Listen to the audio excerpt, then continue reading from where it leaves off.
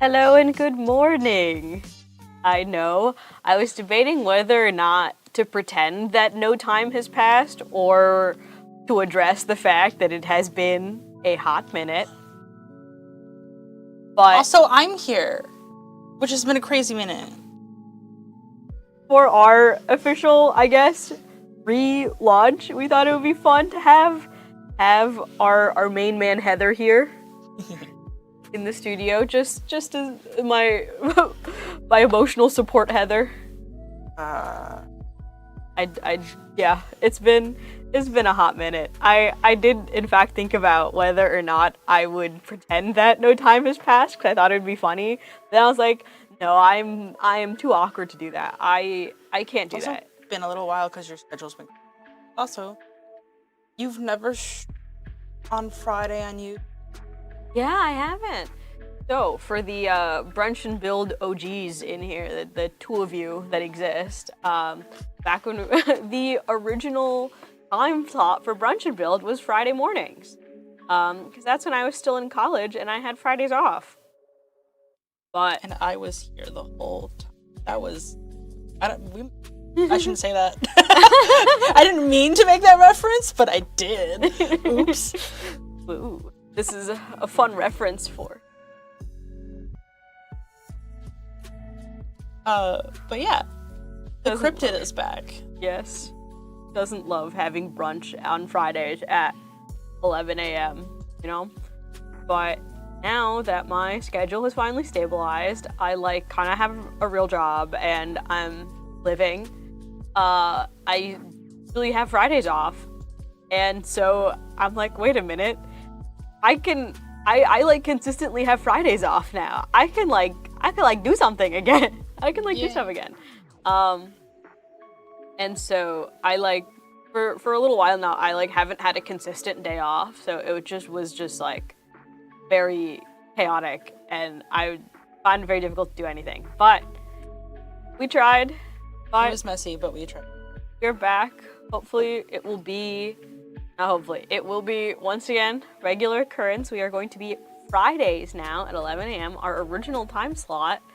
Now on YouTube from, It's not new. I know, we've been on YouTube, but now it's on YouTube on Fridays, which we did too.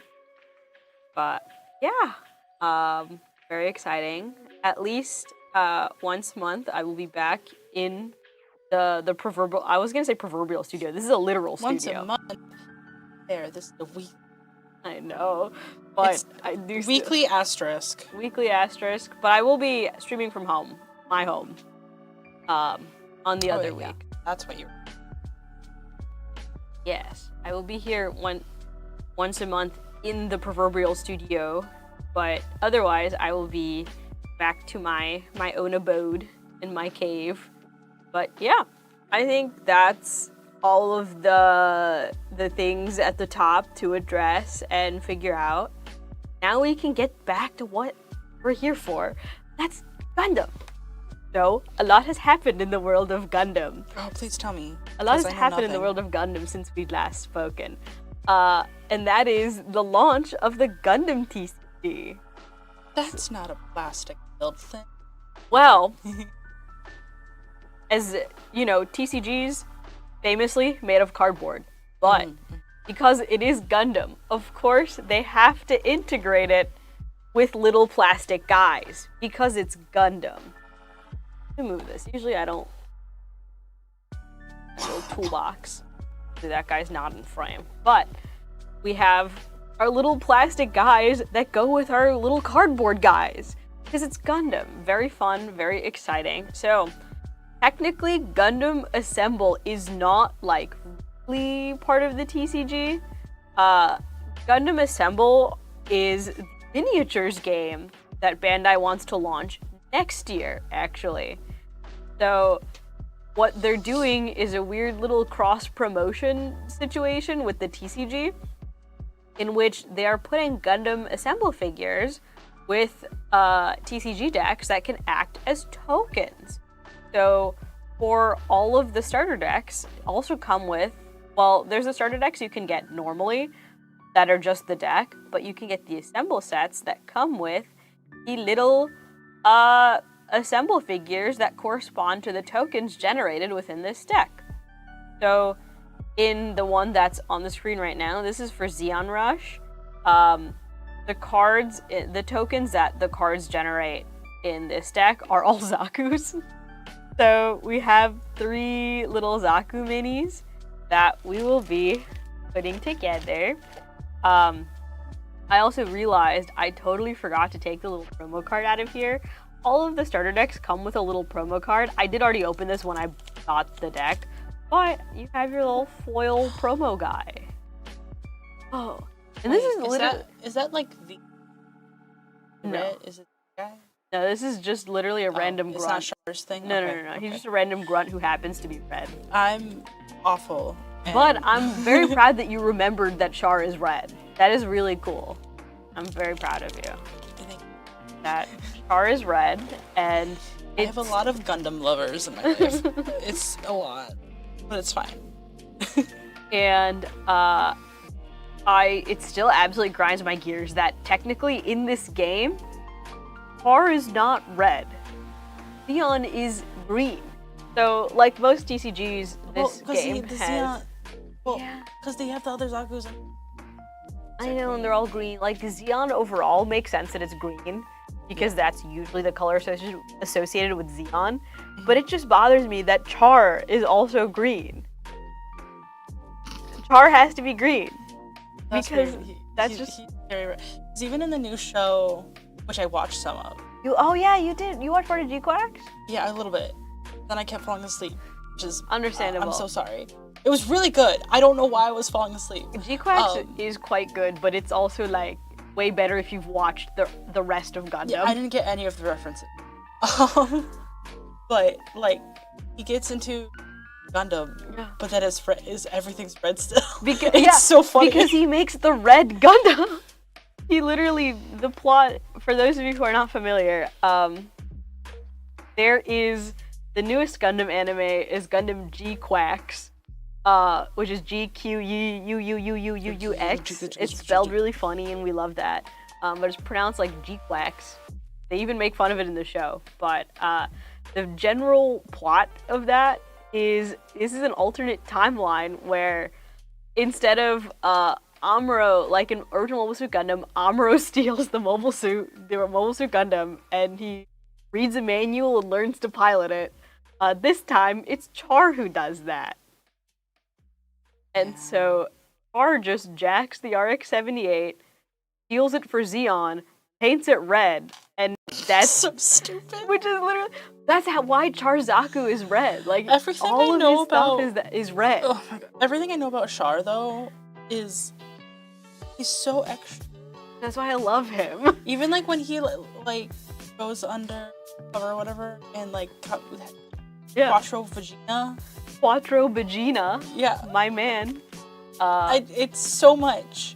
He's just like constantly kicking people and wearing sunglasses. It's and insane. What more could you want out of a guy? I can't. And being extremely homoerotic with his homies. That's Char distilled as a character. I'm like, listen, what is more intimate than devoting your life to your like lifelong enemy, okay? That's so anime. I know. Well, yeah. It's Gundam. And so yeah, Char's entire thing is that red is his trademark. And it like, I know it makes sense for the set. I know it makes sense because Xeon is green and Char is Xeon, so he's going to be the green set. But it doesn't change the fact that in my heart, Char should be a red card. All of his cards should just be red, but with like green parentheses. Yeah. That's a little bit kind of how it is, actually. That's why it'd be really funny if they did that in thematic. Where it's like, you get all of his card theming where all of the mechs are red, but the border is green because he's a green card. But that is simply how life is. But all of these guys are gray. Because unlike normal Gundam, these are, from what I've gathered, like more like Warhammer minis. Yeah. Because it's a miniatures game, right? Yeah. Yeah, so you're going to get them all in a gray sprue, you're going to cut them all off, you're going to build it, and then you're going to paint. Yes, you are meant to paint these yourself. And I do not have the materials to paint these right now because I am only mildly okay at minis painting. Painting stream. Painting stream. I've done a little bit of painting stream, but I primarily use airbrush painting, so it honestly is not very fun to do. I remember on when we stream. had you do that, and it was a disaster because Yeah, it kept clogging. it kept clogging, and also it's just like, okay, this stream is now paint drying 90% of the time, and I'm like, I don't think anyone wants to watch this. But it may be fun to try doing like a brush painting stream at some point. That might be a little more interesting. I have no idea. How to paint. Yeah, honestly, it would in fact be me learning how to paint miniatures. But apparently, the Gundam Assemble minis are kind of somewhere between like Warhammer minis and Gunpla, because these are meant to be snap fit. Unlike unlike Warhammer minis, which are entirely glued together. I brought glue. I love how Gundam was like, now we still gotta make it snap fit. We still have We to still make it need to snap connect everything. Exactly. Still have to make them snap fit. I did bring glue just in case, but theoretically, these are all meant to be snap fit, which cool. I think is fun and funky. And will also make it a little hard to figure out which part goes to which Zaku, because all three of the things in the Xeon set, it's just 3 Zaku 2s, and one of them is charged Zaku, but clearly, you know, he doesn't come red. I'm supposed to paint him red, but he's still just gray like all this. He's just gonna look like a Zaku. So that will be something for me to figure out. And the other assemble guy that I have with me right now is the Wing of Assemble. Wings of Advanced Gundam Assemble. This one is for the blue-green corresponding deck.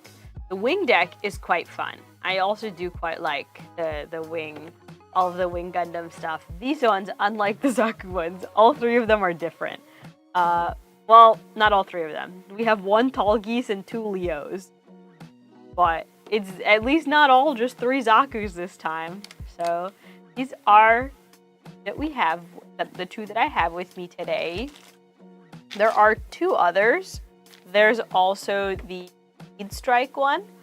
Funny enough, I have the box for it. I just don't have the guys for it. Because when I was packing my stuff, I, for whatever reason, forgot that I already took them out of this box. I might have actually started building them.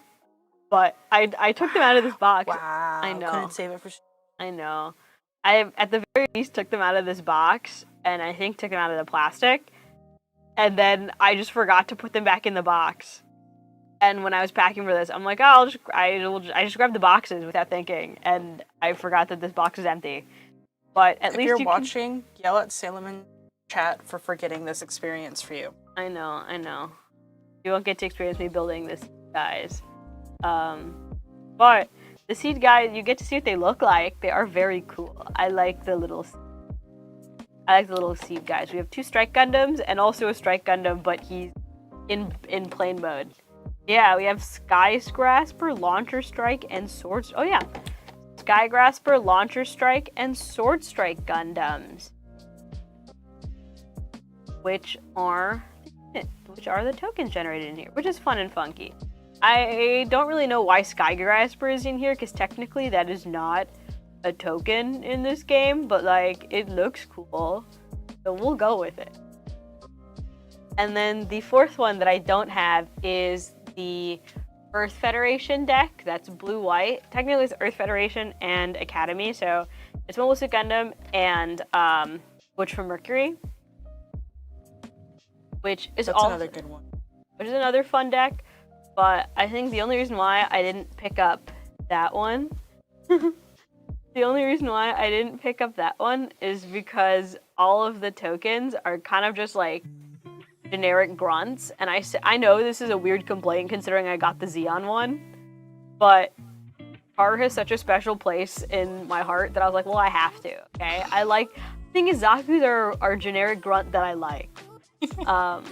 And the Assemble ones for the blue-white Earth Federation deck are just like gun tank and gun cannon. And I'm like, I don't know if I really feel like just building a gun tank and a gun cannon. So I ended up skipping that one. But trust me, it is a fun deck because it does also feature Witch from Mercury, which has a lot of fun cards. And we will get to it later, but a lot of the cards that have been teased thus far to be in the upcoming set 2 of Gundam TCG, which comes out next month, very exciting, is going to be buffing the already quite powerful G-Quax faction. Not G-Quax, G-Witch faction. Like, already in the game, Academy is such a strong faction to run in your deck. And those cards you could... I do actually. I have a deck box. I do actually. I have my official Gundam card game deck box that I got from playing in the booster pack launch event. I played in both the deck and the booster pack launch events. So Bandai did the thing that they like to do with a lot of their TCGs, and that is launch the starter decks before the actual set release. And that's what they did for Gundam. I played in both. Both were very fun. The starter deck launch was pretty normal. It's like you pick a starter deck and then you play against everyone else with their starter decks. But for the booster pack launch event, which is the actual set 1 launch, is literally you're just playing 6-pack sealed. You get 6 packs, you build a deck out of it, and you play the game. But is this like one of your first card games? It is actually. Yeah, that's what I thought. It is actually. I've never really been a TCG person. Look at tabletop and you're not a... You know, it's I know how to play a bunch of TCG, mostly because I work here. Yeah. Woo! I know, right? That's we have so many TCGs. No, literally working here is the only reason I know how to play Magic the Gathering. And I have 2.5 commander decks and a couple of standard decks. But that's kind of it. And I play Magic maybe 2 or 3 times a year. But I mean, that's more than me. Yeah.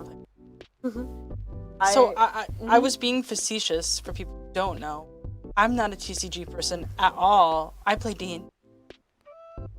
It's okay. We can be I was gonna say some of the few staff members that aren't into TCG. I'm actually a good chunk of the staff isn't that into TCG.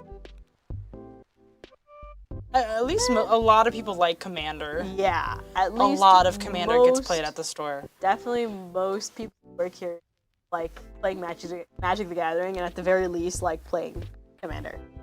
But Gundam TCG is genuinely the only TCG that I've ever tried to take seriously, because I really like Gundam. I played in the beta and I had a lot of fun, and I was like, okay, I actually kind of want to try hard this. I say this I love that for you. What? I love that. I say this I haven't been getting cooked at every locals I've played at, but it's a learning curve. It's your first TCG, you're fine. It's a process. It's a learning curve. I believe I went through some of the starter decks already a little bit ago when I played in the starter deck and in the beta. So cards, I'm going to start these assembled decks, and I will be able to also start looking at, these are my constructed decks. These are the decks that I've built out of my own 2 hands. I'm so proud of you. I know, right? Technically there's 3 decks in here, but I only actually play 2 of them. And one of them I want to completely rebuild, so I will go through that process a little bit. One of these is a deck that I built out of exclusively starter deck cards. So this one over here is right after this. I built this one after the starter deck launch happened, and I just wanted to throw together a deck with some of my favorite starter deck cards and see what happens. And then these 2 are properly made, after the set release, all that stuff. And I also have some funky promos in here that I've gotten and accrued, and all of the cool... I'm excited. I can show off all the cool alt arts and things like that. Because I do like collecting some of those. You're a shiny card person? I am a shiny cards person, but only certain shiny cards. I like shiny cards, it's okay. I think, we all have some of that crow DNA in us. No, some people hate them. Yeah, there are people who do not want any foil treatment or anything on their cards. I kind of get that, because Gundam is, I will say Gundam is definitely guilty of this, of foil cards pringle like hell. Your foil cards? At this point, it's any card game. Yeah. It's quality of cardboard in general bad. Mhm. And every game suffering from filling foil. Yeah, and so, it hasn't been that bad for me, but especially with some of these like little single promo pack cards that live in these little promo packs, a few of them have definitely gotten pretty bent. But you gotta put them in top loader. Yeah. And environment. At least the ones in my like decks proper have held up pretty okay. Like I haven't had any problems with the foils and whatnot that I run in like my normal decks. That's good. But you know, again, you sleeved them. That's the other thing is I sleeve them immediately. So because I don't want them to get damaged. The ones that live unsleeved, though, will Pringle. Suffer from the bending. That's not that bad. This isn't the worst. I've seen one. so much worse. Yeah. I've seen like actual like Pringle-fied art. Yeah. I've seen the cards that literally stand up on their own. It's rough. It's rough out there. But theoretically these are. That's kind of funny. Wait, they include the team battle rules. I'm like, I want the assemble rule. I want the assemble instruction. This is instruction for wing? Yes, this is the wing. Algis and Leo. I guess we'll do that one first because it's the instructions that are in my hand. I believe are in fact the Talgis and Leo one. Unless they're actually. Did you put them in the wrong box? I might have put them in the wrong.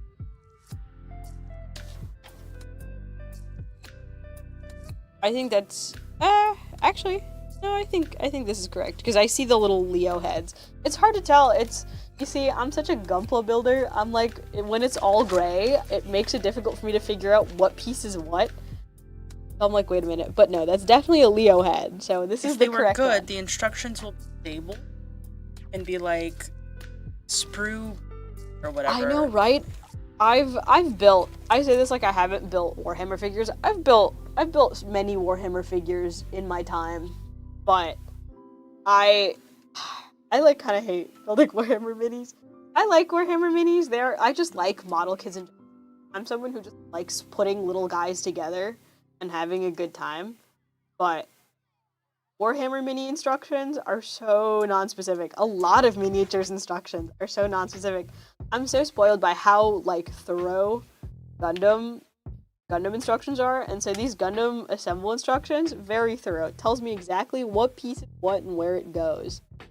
So, That Bandai DNA. I also realized I can't read. All of the sprues are labeled. It literally says Talgis on it. Yeah. That's why I was like, if they were good, everything would be labeled. Everything is in fact labeled. The sprue literally says Talgis and these two say Leo. So, let's start with Talgis. Talgis is a fun guy. This is definitely a token I will be getting some mileage out of because I run my two main decks that I have right now are I just realized both blue-green. I'm like, because originally one of them was blue-white, but I've retooled it so that it's also blue-green. So you're telling me you're a blue player? Oh yeah, I'm definitely a blue player. That's a magic joke. I'm one of those guys. I like playing blue. If I'm playing Magic, I'm playing nasty blue player. You know what's funny? Blue in Gundam is still more so the control card draw color. Yeah, control. I love control. But it actually doesn't have as much stuff that like ruins people's days. It doesn't have the game's new.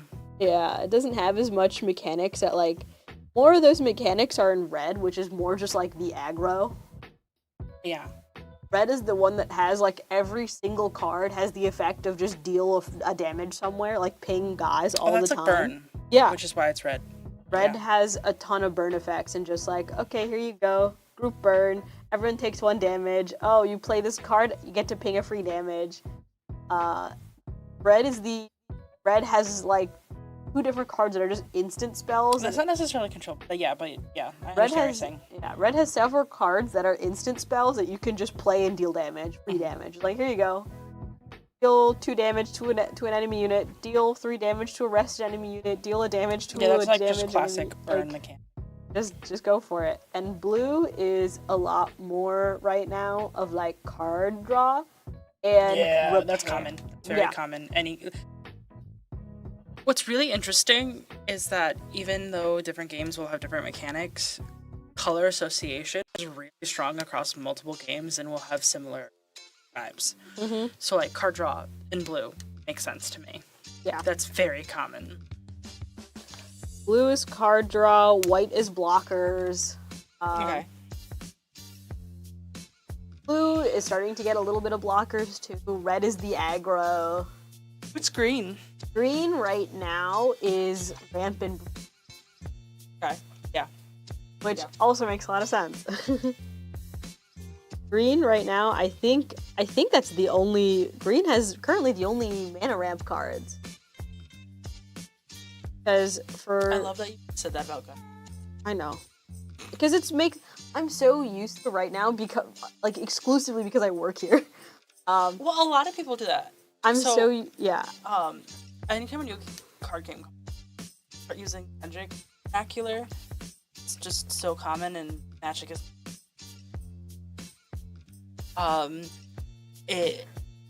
it's really interesting because people will use those terms, and then you say, yeah, those terms are just like terms for card games. Other people will be like, no, this isn't Magic. So it's like you'll get 2 different sides. You can't say tapped. Wizards trademarked that.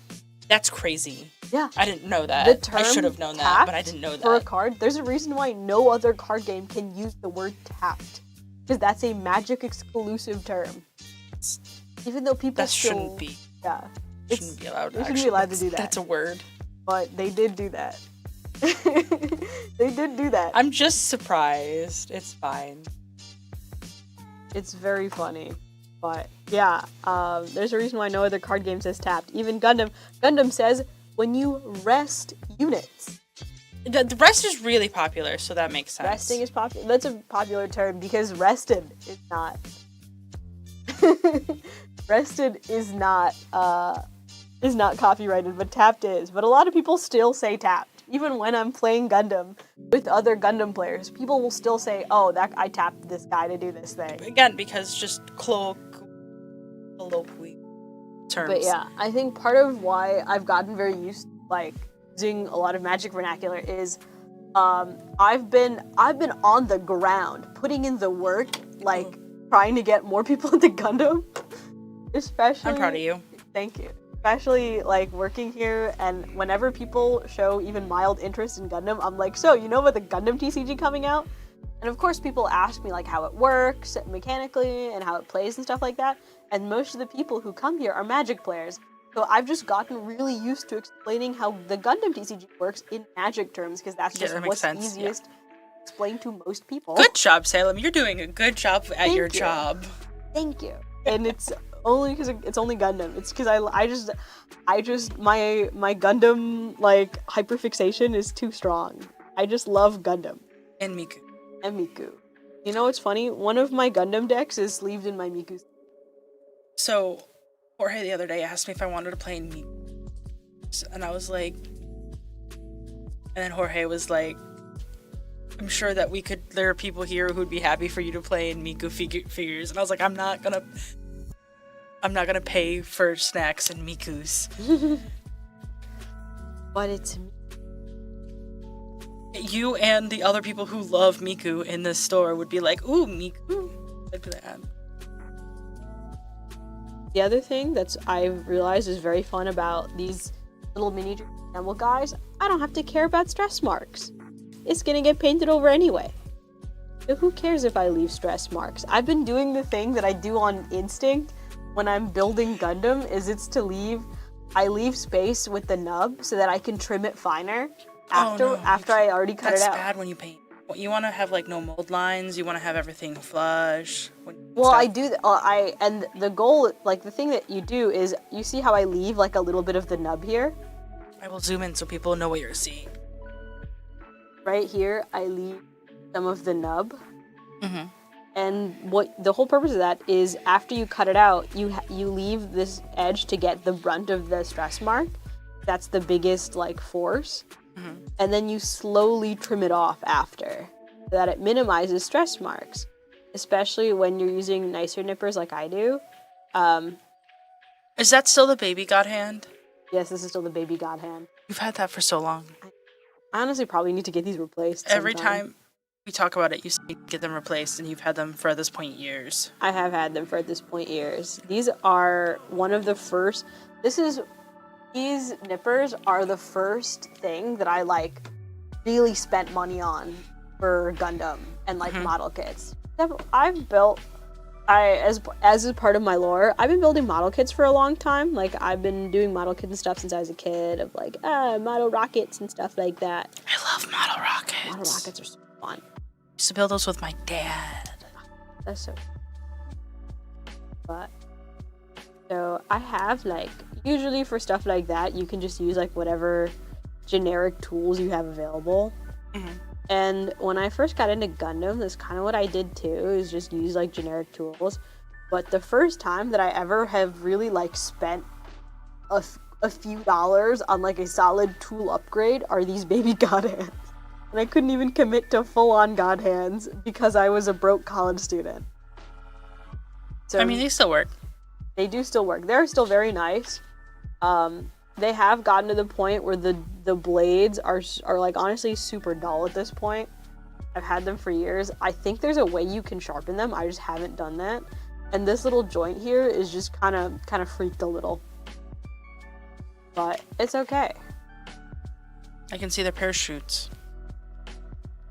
I don't know if you know that reference. But it might be a Gundam reference. I don't know what show it's from. It might be Jam. Pretty sure it is. I don't have a lot of parachutes in Gundam. But as you can see, I haven't had to use a single speck of glue. Just clipped in. All clips in. Which I think is very fun. Which I think is also very cool for when you're painting these, too. A lot of Warhammer Mini, like when you're painting Gundam, because I usually do, I mean, partially it's because I usually do airbrush painting, but you kind of have to take the thing apart, partially disassemble it, that you can have all the pieces and group them together for when you paint them. You can't, like, airbrush... Yeah, miniature minis painters do not paint that way. No, because you can't. You gotta glue everything together. And also that makes more sense for brush painting. The way I do it makes more sense for airbrush painting, because otherwise you have to spend 10 million years masking everything. I know some people who do something like that on a sprue and then touch it up after they clip everything off. That's a lot of extra work. I don't usually like painting on the sprue, because then it starts getting like, I try to avoid painting joints and connectors. That'll affect like the tension. Mm-hmm. I try almost always, that'll be the part that gets clipped onto my little like stand thing for my little painting stand. Mm-hmm. So that avoids getting paint on it, or I will like mask them with tape so that they don't get paint on them. That's part like, but if you paint it on the sprue, you like can't do that as much. Can't really like cover the connectors and stuff like that as much. So I don't like painting on this, but I respect the people who do. I have seen people that like put paint finishes. Like I've seen like, this is now a chrome painted like a holographic. They put like a holographic top coat on a runner, and I'm like, that's cool and fun, but I will probably still have to sand down the joint so that they don't get stuck. Mm-hmm. But that's Gundam. And it's very fun that these little miniatures are all snap fit. So when I paint it, I can just take them apart again. But I mean, it's a miniature. It's gonna be airbrush. It's like I can't really airbrush paint this guy. He's very small. So I probably will have to brush paint it and figure out what I'm doing with that. I mean, it's okay. There's a lot of people here. We have a lot of good painters on staff. Oh yeah, definitely. And so I'm gonna move the camera closer to you. That does make. I'm pretty confident in the people, and I know already when I was like, oh man, I don't actually really know how to do miniatures painting that much. I've done miniatures. It's not like I've never painted miniatures before. I have, but I'm not as confident in my miniatures painting skills as I am in like gunpla painting, because at least with some Warhammer minis, they're bigger, and if I can like airbrush paint them, then that makes my life easier because I know how to do that. But brush painting is not really my strong suit, so I'm a little bit more hesitant on that one. So it'll be a fun endeavor. And as soon as I said that, there's already like 10 million people who are like, oh, do you need help painting? I can help you with painting. I can do that. And I'm like, thank you. I know Jorge would help you. I know Jorge. Jorge has already offered to help me. Jorge's a good painter. Ron's a good painter. Ron has also offered to help me. There are quite a few staff members and regulars that are like, oh, if you need help with brush painting, I can help you with this. And I'm like, thank you. We have a lot of really talented painters in the store. Like, not just like staff members, but like customers. We have like a lot when we do our like best painted for tournaments or like our. Oh my god, yeah, I've helped judge some of the painting tournaments. They're so hard. They're so good. So hard. They're so good. There's so many very talented painters. How the heck did you do that with a paintbrush? I didn't know you could do that with a paintbrush. Okay, this thing. I love the classic Gundam experience. How the hell does this thing fit into this thing? Because this is definitely for an arm piece. This thing... Oh, I understand now. Get it now. Lots in here. And now this is one of his arms. We put this thing in here because it's one of his arms. Whoa! Whoa, he has an arm now, and whatever the heck this little jetpack thing is. Little wing. Because it's Tallgeese from Gundam Wing. But Tallgeese is a fun card. I actually don't play too many of the blue wing cards because the way the game is right now, so there's the 4 different colors. The new set will be releasing the currently 5th color. They're going to be releasing purple on the next set release. Purple, and you know what? I know it's very surprising. It functions like black. Where damage yourself to boost your units. I love mechanics like that. I love that kind of class cannon stuff. You damage yourself so that you can be stronger. And I think it's fun and funky. That's the one that a lot of people are looking forward to because that will be the Iron-Blooded Orphans set. Purple will primarily be launching with the Iron-Blooded Orphans cards, which are very popular because a lot of people like Iron-Blooded Orphans. Understandably so, it's very good, and it's one of the newer Gundam series. At least, I say newer, it was released it's been released in the past decade. I believe IBO is 2016, which I don't want to think about is about a decade ago. Yeah. You're old now. I know. We're adults. Pay like taxes. I say like I've been paying. We do need to pay taxes. I've been paying taxes for like years now. Great job for paying your taxes. Thank you. I'm so Everyone good at should pay taxes. Everyone should pay taxes. This is the official stance of Brunch and Build. And it's do not commit tax fraud. Don't do that. The IRS will get you. It's their favorite way to get you when you do other crimes that they can't prove that you did. They'll be like, you didn't pay your taxes. That's still the funniest thing to me, that the amount of gangsters they've gotten on tax fraud. Well, because like they can't claim, they can't get crime him for money. all the yeah. So they can prove that like, yeah, you got paid for this stuff. It was clearly on the table. You're not claiming it on your taxes because you would have to claim for crime, and so they're hiding the crime. Yeah. Like, it's actually really smart, but it's really funny. Yeah, you can't exactly disclose your dirty money on your tax forms. But that's very funny. One of my favorite history facts is how often they get like much bigger criminals on freaking taxes. Gotta pay your taxes. Yeah, that's our official Brunch and Build stance. Pay your taxes. Yeah, I've been paying my taxes for a while, like a real adult, and it's so crazy that I do that.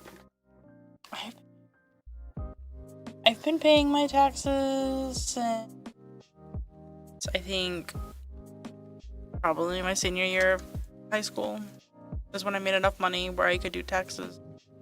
Yeah, I think it was my second year of college. Yeah, my first or second. Yeah, it was like my first year of college when I made enough money to pay taxes.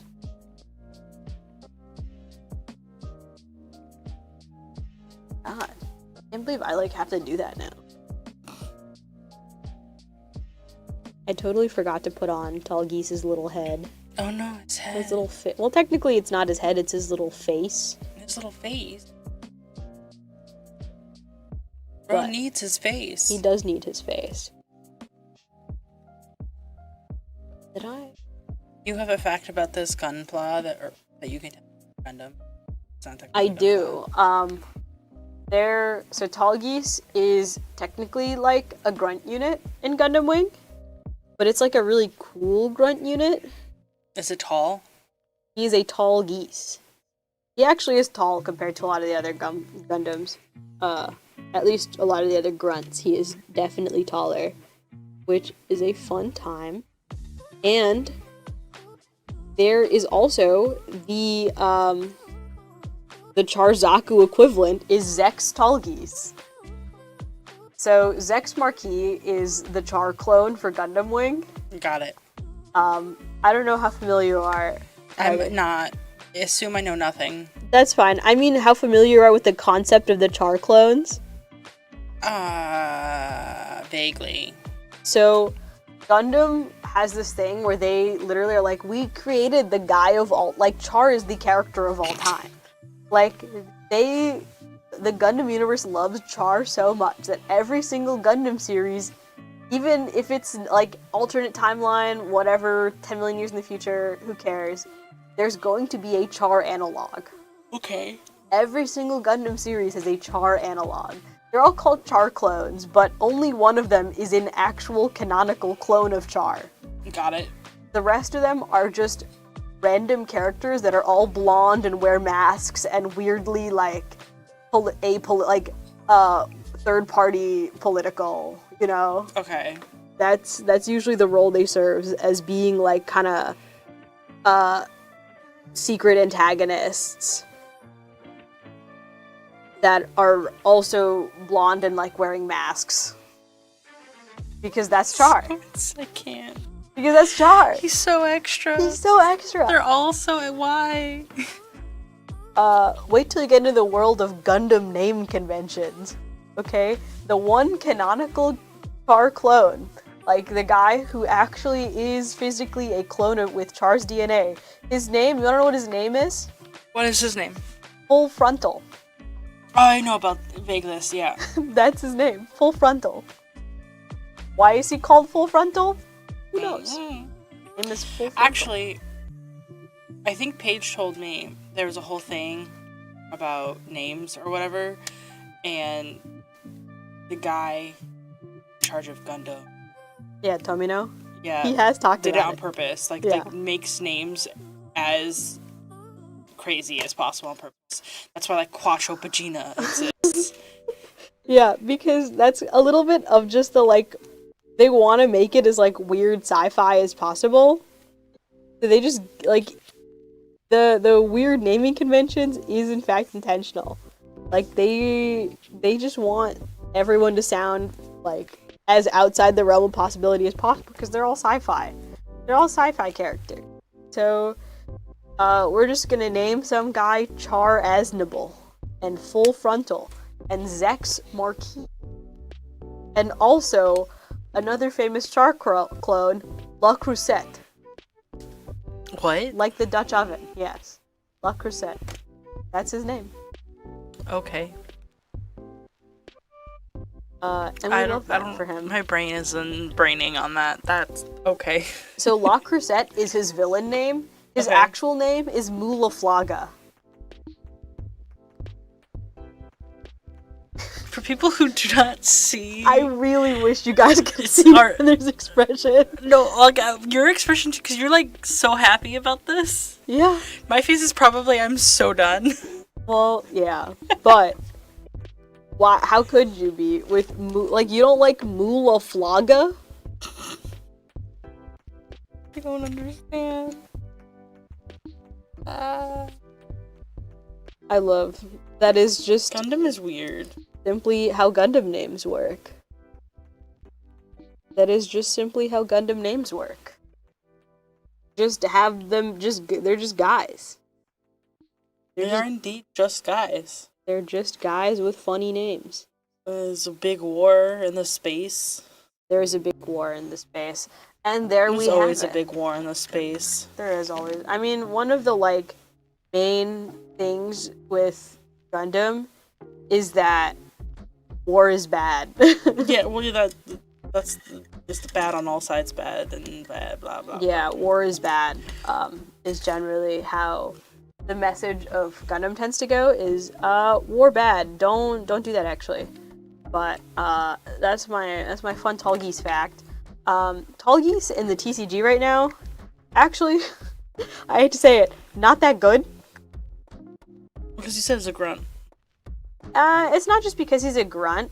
It's because the way the scheming works in Gundam right now, in the TCG right now, is there are the main colors, and within the colors there are different factions that correspond to real factions in Gundam. Mm-hmm. Like within blue, you have Earth Federation, which is Amuro Ray, and his like the Mobile Suit Gundam good guys faction is Earth Federation. Mm-hmm. That's blue. Within green, there's Zeon, obviously, yeah. But there's also a lot of the Gundam Wing is also in green. I forgot what that exact faction name is.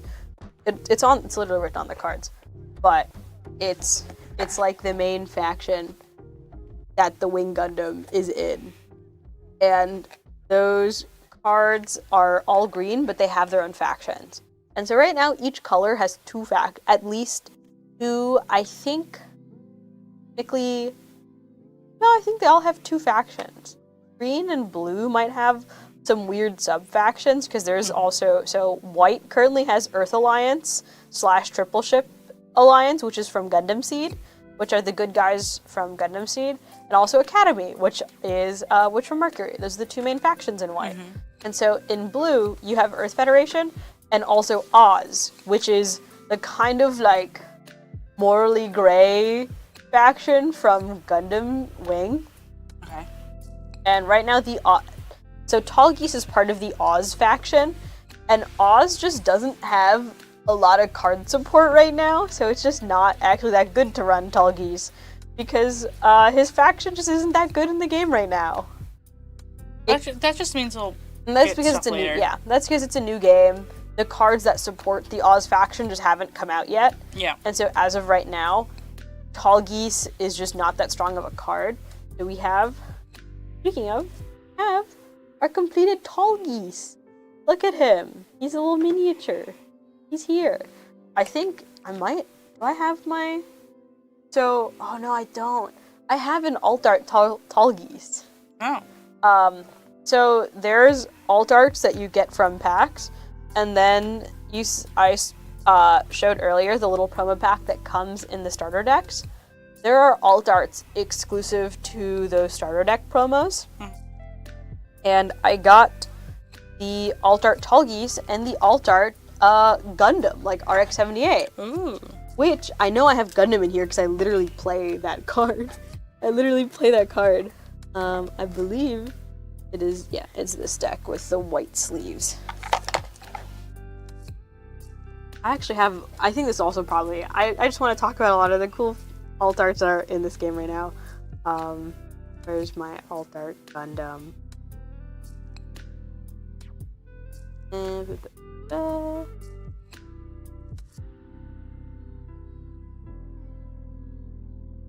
That's normal Gundam. Here's my alt art Gundam. That's not on camera. Oh. You gotta go lower. For reference, this is the normal Gundam. Normal Gundam. And this is my funky alt art Gundam. Alt art Gundam. There's also another, I believe, no, actually there aren't any more alt art Gundams because he didn't get a reprint in the actual set. So he doesn't have any more alt arts right now. There's also the beta alt arts, but I don't want to talk about the beta alt arts because I played in 2 beta events and I didn't get a single beta alt art. I'm so sorry. So That messed up. Simply how life happens. Because all the alt arts from the beta are exclusive to the beta. Like, those cards never getting reprinted. Yeah, that's why they do that. Yeah, some of those cards are now worth about the same as a 2002 Volkswagen Jetta. How do you know that? I do. It's because I was car shopping last year. And you were like, wow, this is the same as this card. Yeah. It's like $2,000. That's a lot. But I mean, like, that happens in card games. Mm-hmm. Well, did any collector's market that happens? Yeah. Especially, it's very funny. Waifu tax is real in Gundam. What? So it's like a notorious thing in a lot of TCGs that like cards with cute girls on them are just going to be worth more on average. Yeah. Because that I know. they're cards that's just called waifu tax, the cute girl card. There's one card called Overflowing Affection, which is actually a very good card. It's a white cycle spell, so it's draw 2, discard 1. Really good card to just run. Yeah. And the character that's on it is a girl from Mobile Suit Gundam that is a very popular character that people like. I honestly forgot her name. But I do know that she's popular and people like her. Okay. I want to say her name was like Nexus or something. But yeah, so she's expensive. But she's expensive. Because already that's a good card, and all of her alt arts, like, are so much more expensive than the other alt arts. I think That's so funny. for the only beta alt art that's more expensive than Overflowing Affection, I think, is Gundam Wing. Oh. Yeah. She is the second most expensive beta alt art because she's a good card, but also it has a cute girl on it. Yeah, no, when both of those things happen. Yeah, and it even compounds. so that card got a reprint in the actual set, and so she has another alt art. And that alt art is still like over $100. That's crazy. I don't have that money. Yeah, I opened one in my first box, sold it, and bought another box. This is why I only play D&D. I do not have money for card games. It's crazy to me. In my defense, all of the alt arts I have either pulled them myself or I've traded for them. I refuse to spend more than like $10 on a single piece of cardboard. That's how you do it. I mean, like, that's the smart way. And so all of the alt arts in my collection are ones that I have either pulled myself or I traded for them. Like this guy, I pulled him from my starter deck. When I got the blue-white starter deck, I just happened to get this card in my little promo pack, and now he's here. And I think this card is still worth almost like $100. It's probably the most expensive card I still own. Because most of the other cards, I have pulled a couple of high-value cards, I just traded or sold them. Because the 2 that I got were Overflowing Affection and also Alt Art Death Scythe. which is also, I think, like almost $100, at least when I pulled it. But I don't really plan on playing Death Scythe, even though it is a good card and it just looks cool as hell. I wish I still had it to show people, but I did already trade it for other cards. But one of the cards I traded it for is actually, where do you go? The alt art for Char's Zaku. So I have, oh, yeah, here he is. The alt art for Char's Zaku. Put him back. I love getting spam calls. But I will also show a normal Charzaku for reference. What's the card limit in this game? Like how many of one card can you have? It's similar to any other game. It's four of. Okay. This is my Charzaku alt art and my normal Charzaku. This one I traded for.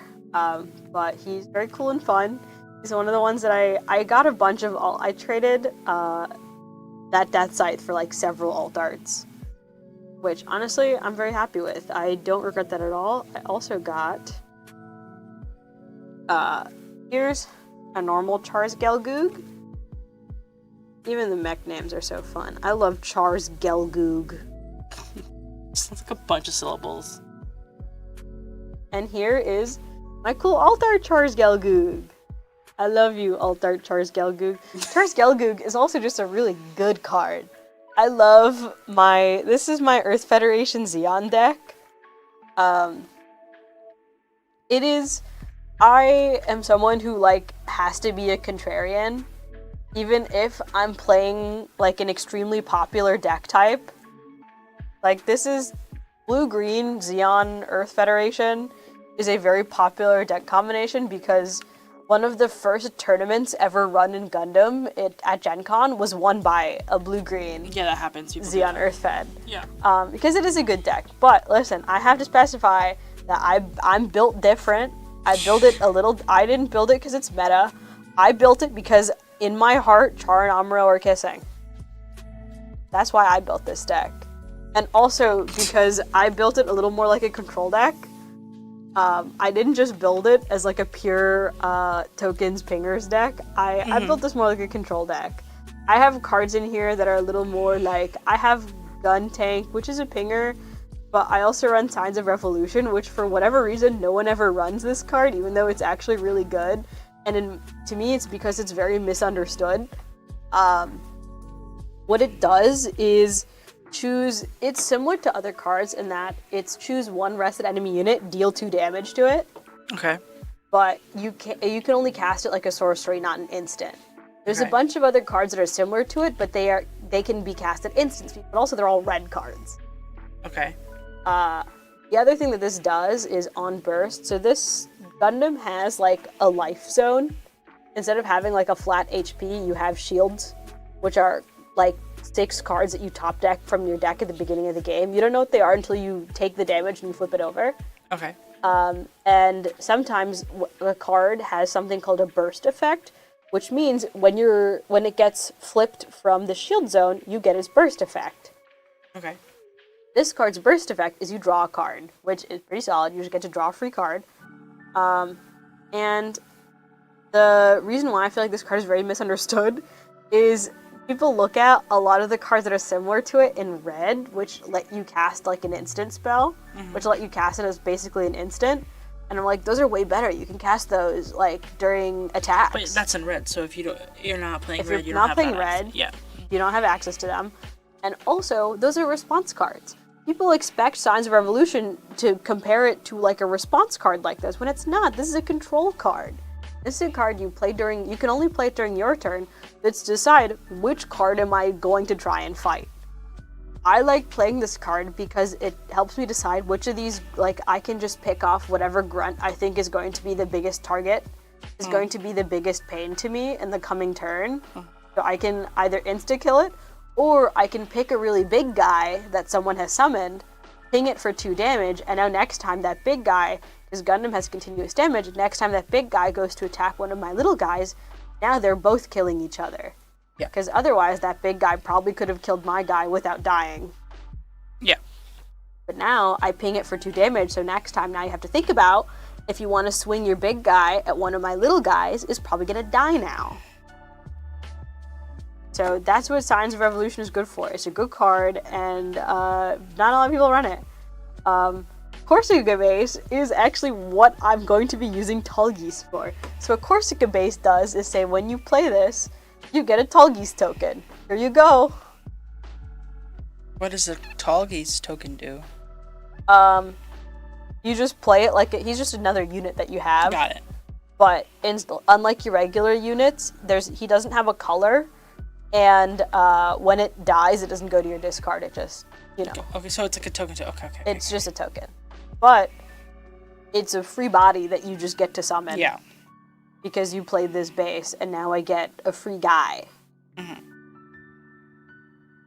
And in this deck, I used to run white base, which is very similar.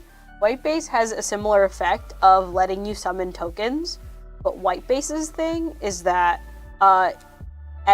so this one you only get a token when you play this card. Like the same turn that I play Corsica base, I get a token then. Okay. Or depending on the card effect, if I've already discarded a Corsica base, I actually get 2 Leos instead. So you do token generation. Yeah, this is just a token gen base. It's a card that generates tokens for you. And white base is also a card that generates tokens for you, but you have to pay 2 mana to generate the token. Okay. And you can do that any point in the game. That's the nice thing about white base, is that you can do that anytime. But the 2 mana cost is kind of steep, and considering how often you will actually use it, is actually not as viable as Corsica base, which just gets you a guy for free. Yeah. Let's see. I have a few other alt arts in this deck too that are fun and funky, like Salem. She is so pretty. I don't have the normal card in this deck. Salem, luckily, is one of the kind of lower cost alt arts because she's a good card. Push it down where you don't see your head. She's a good card, but she's not played as often as an Overflowing Affection is. So her alt art is actually quite a bit cheaper than some of the other alt arts. So for her, I was just able to trade, and now I have a full playset of Salem alt arts. So cool. all of the ones in this deck are alt arts. It's a pretty card. Yeah, this card is so pretty. I love her. I think that's all the alt arts I have in this specific deck. Yeah, that's all of the alt arts I have in this specific deck. I have my Charles Gelgoog, I have my Charles Gaku, I have my Gundam, and I have Salem. I really want... So, right now, the only alt art Char in the entire game is the beta one. Mm-hmm. It makes me sad, because I really want him, but he's $400. Because he's a beta exclusive alt art. Yeah, that's only probably going to get more expensive, and too. He's only going to get more expensive, which makes me very sad, because I really want the alt art Char. But, alas. This deck, I have a few more. So, I have alt art. These are actually participation alt arts that I got from playing in the starter deck launch. No, this is from the set launch. Get this Benager and Unicorn Gundam alt arts as participation. They're very fun. I have a playset of them in here. This is a blue-white deck that is going to become a blue-green deck. Yeah, this is a blue-white deck that is going to become a blue-green deck. So this is also technically, and then the destroy mode. This isn't an alt art, he's just the normal destroy mode. But I just think he looks really cool, and I want you to look at him. Because I think he's really neat. And I'm a little biased because Unicorn Gundam is my favorite mobile suit. I feel like that's well known on this stream. This is in fact well known in my lore that I love Unicorn Gundam. It was the very first thing I ever built on this stream. was that perfect grade Unicorn Gundam, and Unicorn Gundam remains as my favorite mobile suit. And so when I first played in the beta, the deck that I built was Unicorn Gundam with was blue-green, Unicorn Gundam, and Wing Gundam. It was a Breacher's deck with Unicorn Gundam in it, but that's before Destroy Mode came out. So it actually, and also like there just wasn't really any Unicorn Gundam support at all. So that deck was actually pretty bad, because there was no support for Unicorn Gundam that existed in the game. You build the next. I'm building Leo now.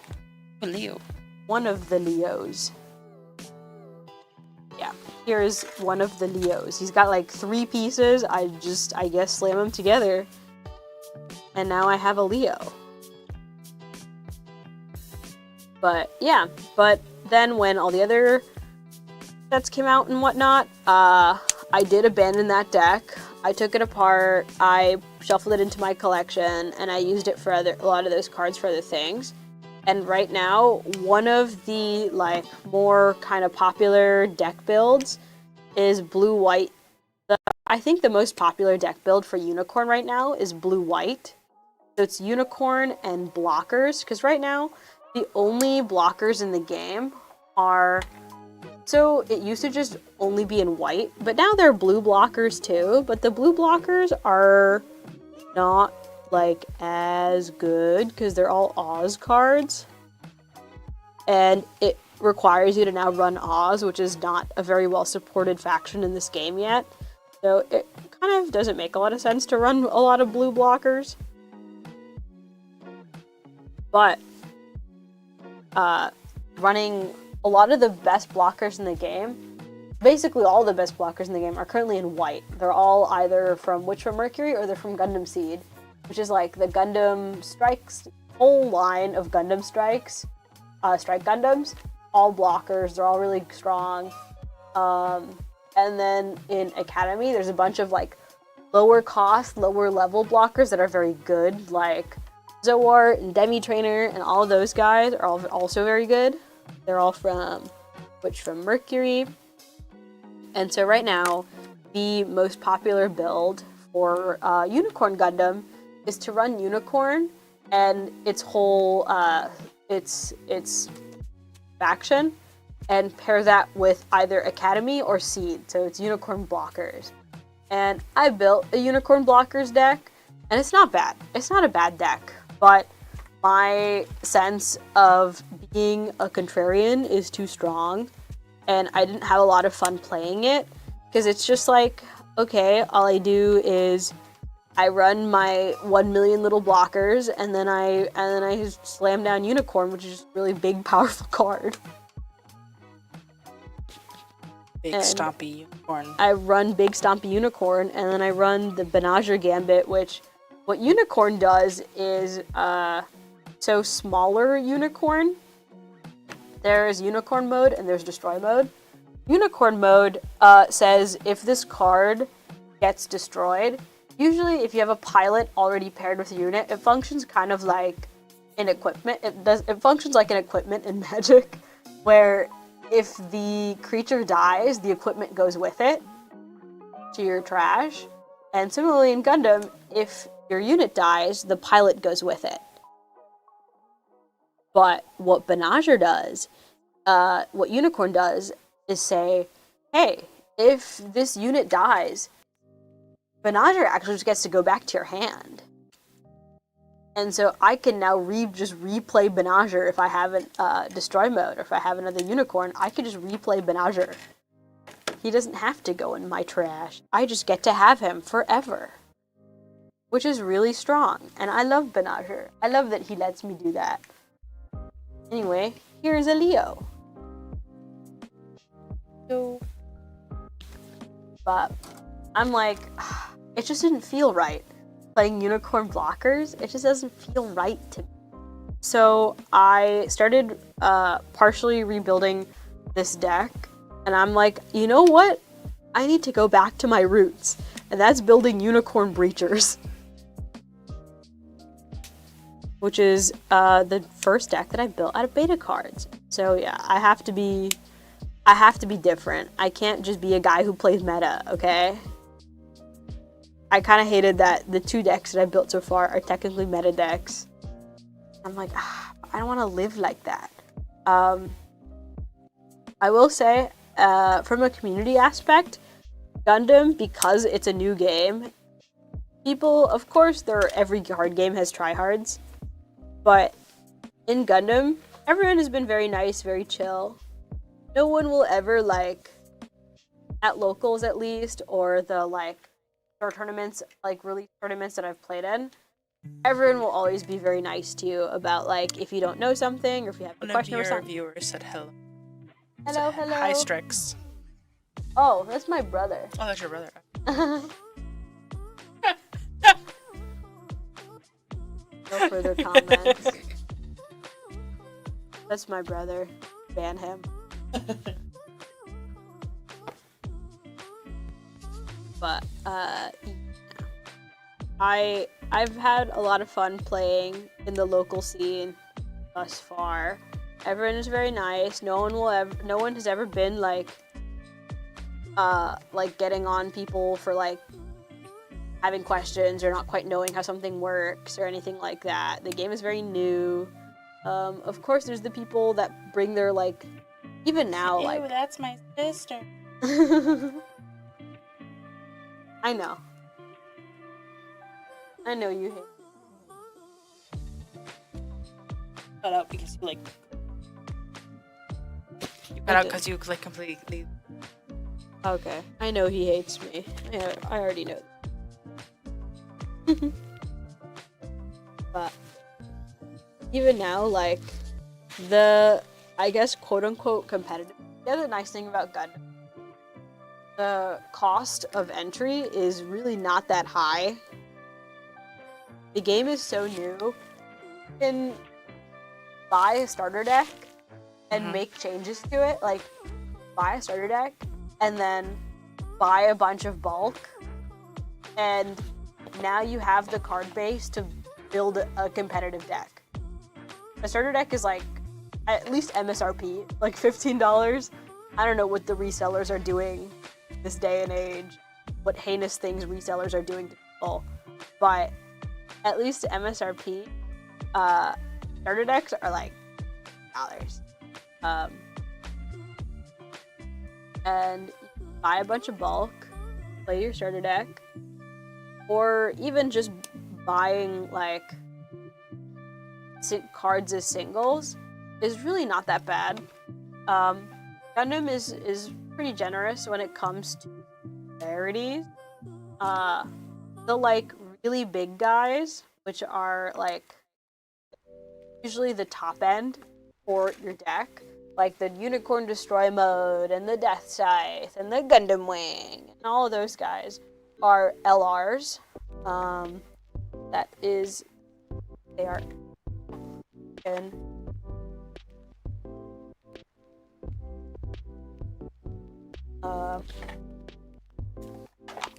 So general makeup. So this guy is an LR, obviously.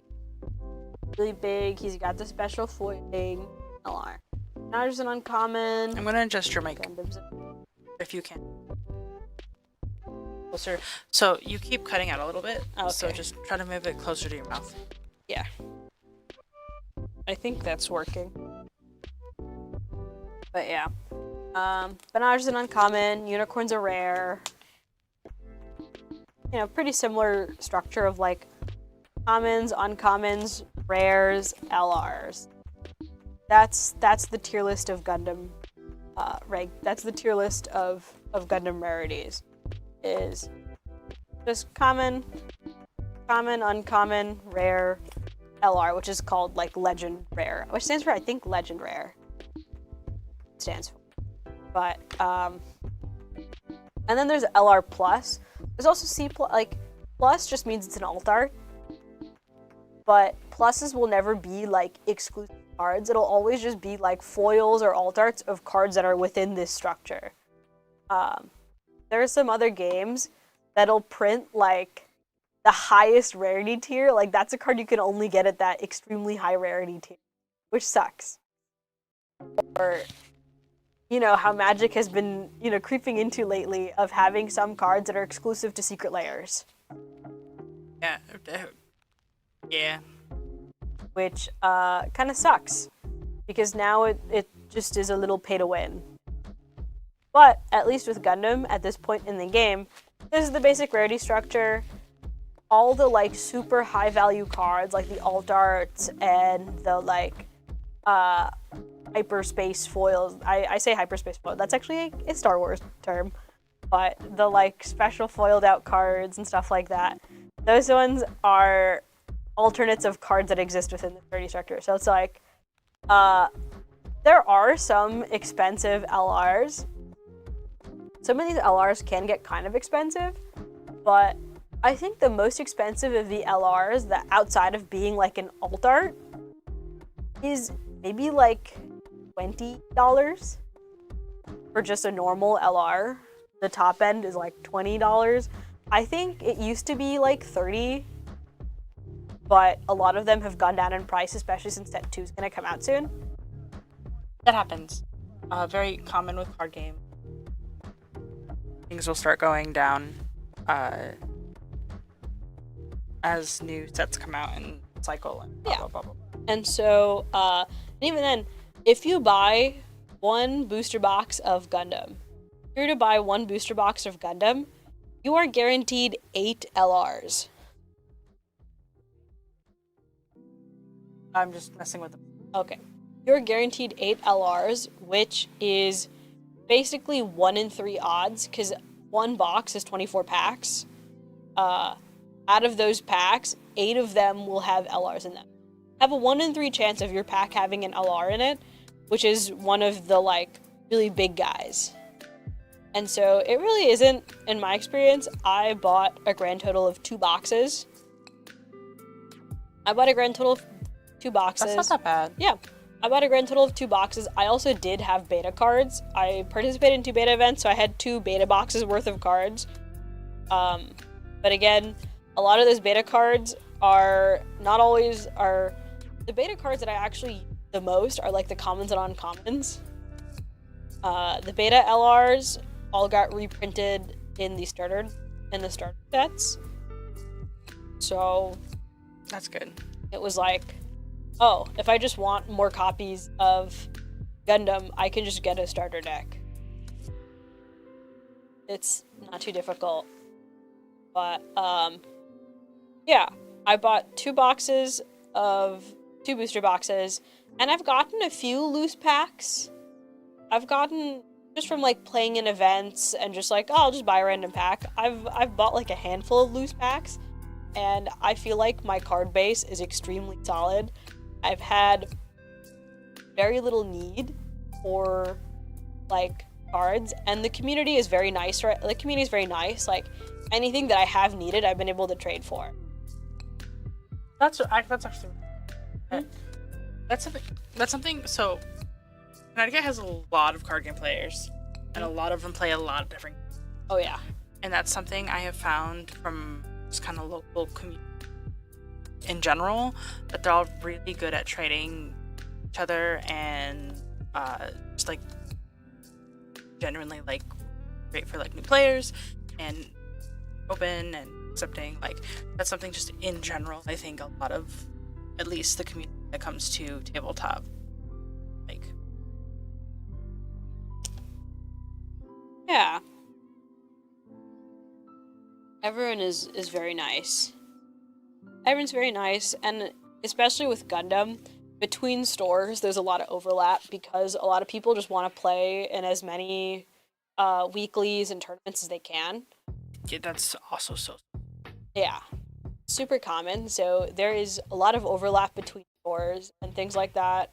And just like, you know, I play at a few different stores. I've played Gundam at a few different stores. There's a lot of people that are in common between them, and just like everyone's very nice, and everyone's like, oh yeah, you know, just keep your eye out for this. Like already I've made a bunch of friends that I play Gundam with. It's been very fun and nice.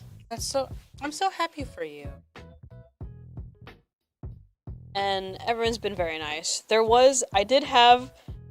have had exactly one kind of negative experience. and that was some guy who was really aggressively hitting on me. But it was like, That didn't happen here. No. It was at Okay. one of the other stores. So we would have. No, I know. I know. It's still very funny. Every time a customer like talks to me for like a little too long and I look even mildly uncomfortable, Ron or Johnny or someone will be like, "Are you okay? Yeah.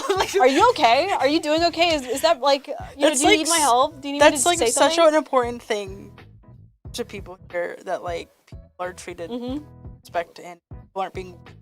Oh yeah. Even here, like, I very rarely have uncomfortable experience. I've had, like, it's inevitable working in a card shop. I've had a handful of, like, uncomfortable experiences with customer, and every single time, like, someone else has been there for me. Yeah. And it's worked out fine. I love it. Yeah, it's very nice. Yeah, I was playing at a launch event at a different store, and this guy was like, he wasn't being like aggressive, but it was very much like, okay. And at one point I was playing against this guy and he said, I quote, I like pretty girls, but I like winning more. What? Yeah. That's so gross. And then he lost. And I was like, I felt bad. No, I would feel amazing. I didn't actually like feel bad, but I was like, damn. I was like, oh, that's such good karma. Yeah. And then he lost. I beat him. Yeah. Well, I guess you like figure it out, I guess. Bye. That's amazing. That makes me so happy. Yeah, it was very funny. Recently I played at a locals I hadn't played at before, and I was playing against this guy who was very nice, who I recognized from that starter launch that I played in, that he was one of the people there. And when I was just chatting with him during the game, he's like, "Oh yeah, I remember you from the starter launch. There was that guy who was on you, really aggressive." And I was like, "Yep, that did happen." But luckily, that guy that I played against recently was very nice. That's good. And he ended up winning that week. For him. Hello, Carl. Hello.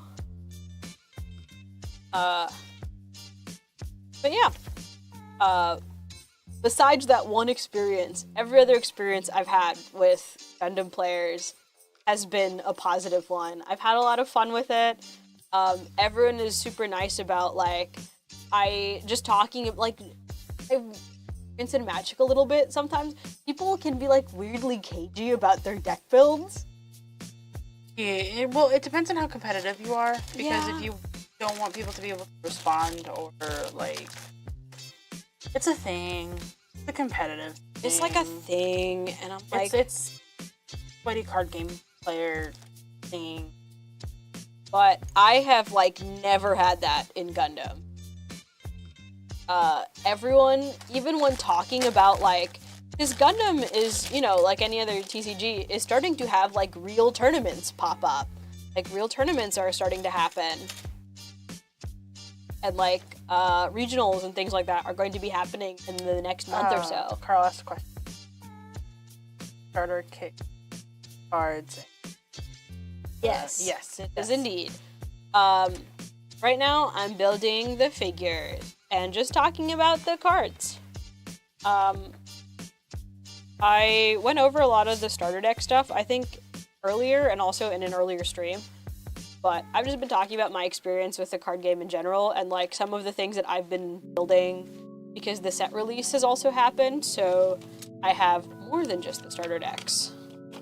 Salem really likes Gundam. I do really like Gundam.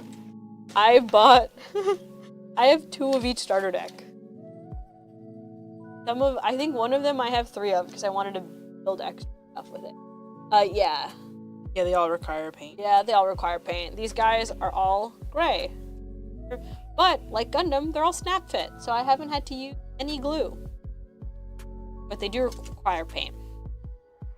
Not painted them. But let's do Charzaku.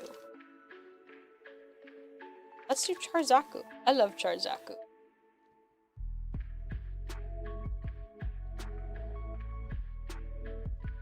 Char is like one of my little guys of all time. Char is like, I love Char so much.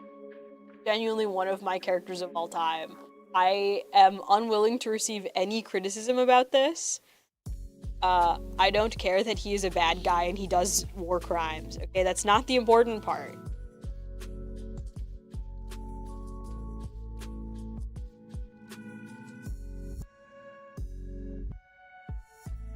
Has a problem. I love that Char's just my guy with every problem. And he's so extra and so fun, so beautiful.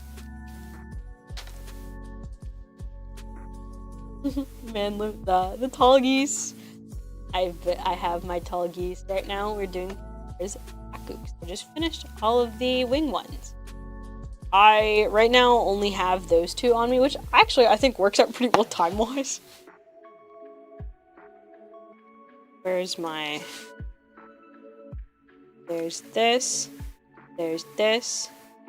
and there's this. So now we get to build Char's head. I like that these kind of feel like entry grades.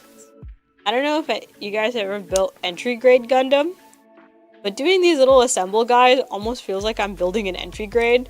Because this kind of is how entry grades feel like, in that it's usually like one-ish runner. Entry grades tend to be like one runner. Because they are, in fact, entry.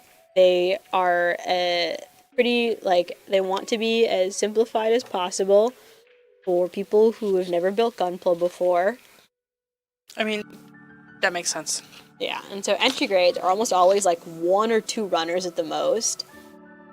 And so putting together these little, and, like, this is, like, basically what a lot of the entry grade instructions look like, too.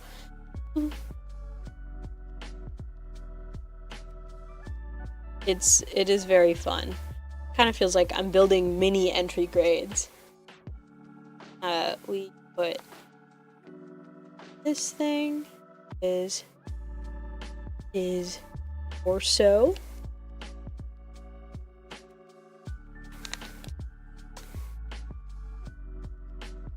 Oh, he's supposed to be at kind of a weird angle. He's got kind of a dynamic pose to him.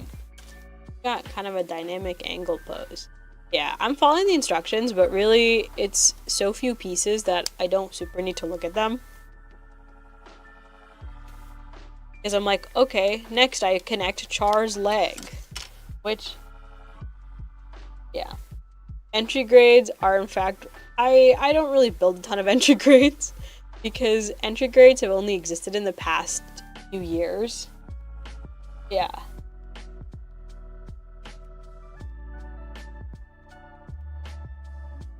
They are worse than high grades, but I've only built like a handful of entry grades just because it's like mostly for the novelty of it, or there's a couple that I've gotten 1 or 2 entry grades as like gifts from people that are like, oh, I know you like Gundam, here's a Gundam.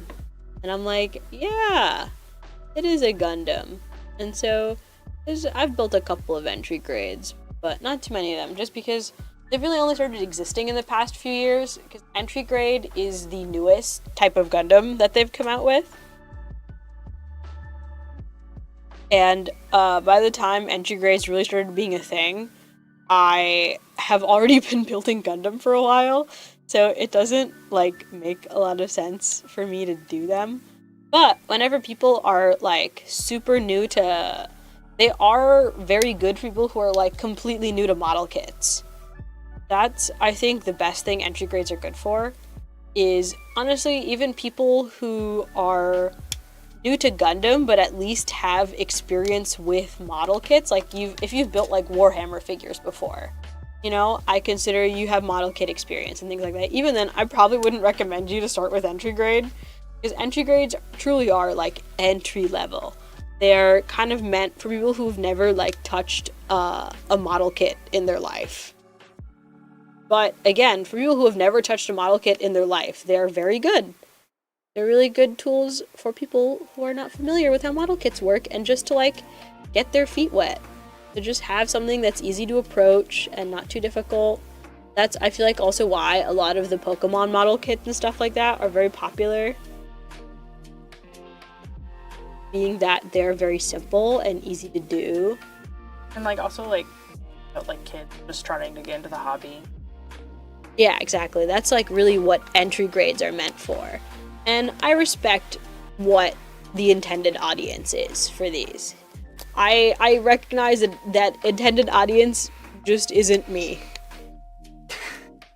I mean, it could be you too, just from a collector standpoint. Yeah, that's kind of how that is for me. Is it's kind of just like a collector's thing. Like if you really want to. I'm a little.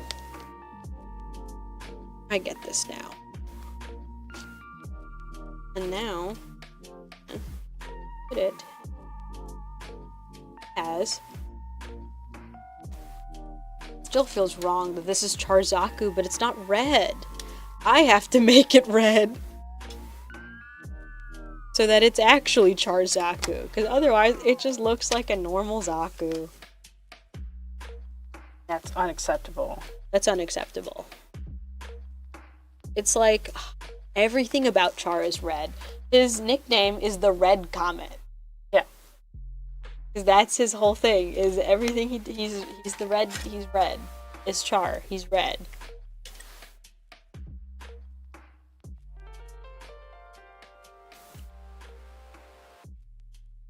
And there we have it. Charzaku. Let's put him on his little. I also love that they come with little bases. Look at that! Charzaku! He is Charzaku! I'm gonna build the other Zakus now? Yeah. You got 30 minutes. Oh yeah. I could whip out the other Zakus. I believe. Zaku 2. Well, technically they're all Zaku 2s. Zaku 1s do look different. But that is Zaku 1s. Honestly, Zaku 1s are somehow more goofy looking than Zaku 2s. Mm-hmm. If we wait, I have so in my Xeon deck I run both Zaku 1 and Zaku 2. Just because they're good little vanilla guys to have. They're just good little vanilla guys to have.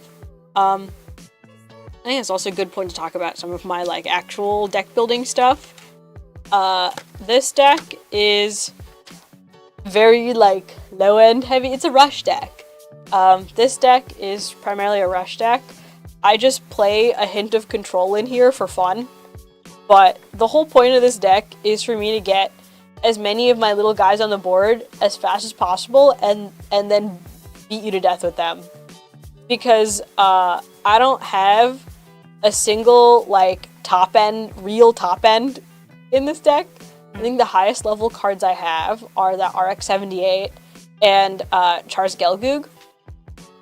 And for reference, those cards are level 4 and Unicorn Destroy Mode is level 7. Like most other top end cards are like level 5, 6, 7, 8. That's crazy. But this deck tops out at level 4.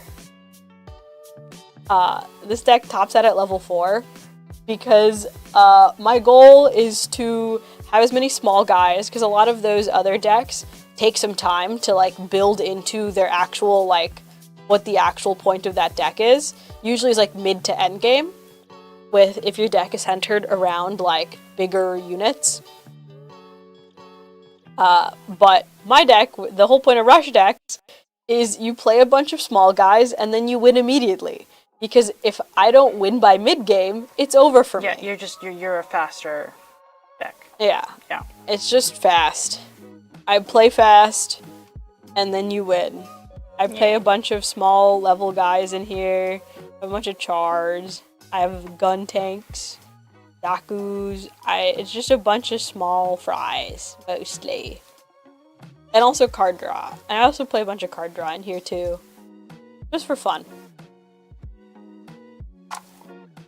But that's that general deck build. Rush decks are quite powerful right now. I think I mentioned before, the very first tournament that had ever been won in Gundam was played with Blue-Green Rush. I'm going to drink some water because my throat is dry. I should have been smart and gotten water, but I didn't. That's fine.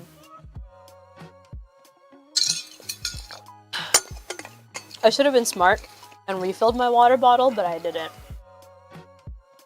Is there ice in there? Is that what I hear? That's because there's a I little like bit ice of water. I Only like way I'll ice drink water. water. Or like I'll cut it with cheese. This technically has like an electrolyte packet in it, so like juice. Are you a water hater? No, I'm not actually. Oh, I'm a water hater. Wow. Water is so good. A nice crisp glass of water, unmatched. No. I mean, cold water, yeah, sure. But like normal water, I mean, I'm not the biggest fan of lukewarm water either. I drink like lukewarm water because, you know, that is the water I have access to. But in my ideal world, it's ice water or bust. Nice crisp glass of ice water, or like a water bottle that's fresh from the fridge. That's what life is about.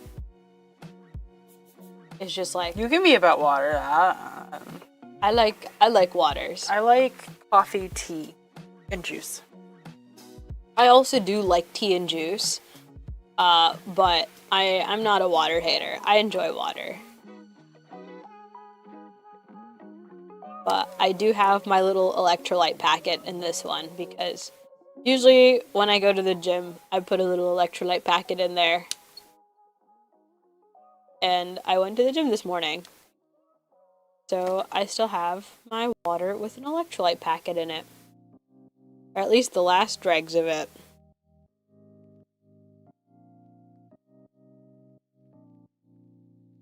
The other kind of rough thing about this is that they're so little. It's snap fit, but they're so little. Reminds me a little bit of doing a real grade. I'm like...